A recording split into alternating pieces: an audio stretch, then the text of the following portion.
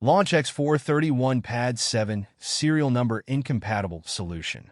Hey everyone, welcome back to my channel, your ultimate hub for automobile diagnostic tools and programmers. Smash that subscribe button, hit the bell, and show some love with a super thanks.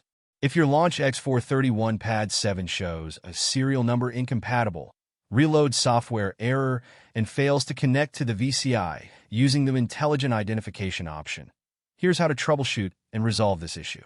Solution steps. 1. Reboot the tablet. First, try a simple reboot of the Launch X431 PAD VII tablet to refresh the system and clear any temporary glitches. 2. Firmware fix. After rebooting, go to User Info on the tablet. Navigate to Fix Connector Firmware/System. Choose Fix Connector Firmware or Fix Connector System. This will attempt to reload or update the VCI firmware and should address any compatibility issues with the serial number.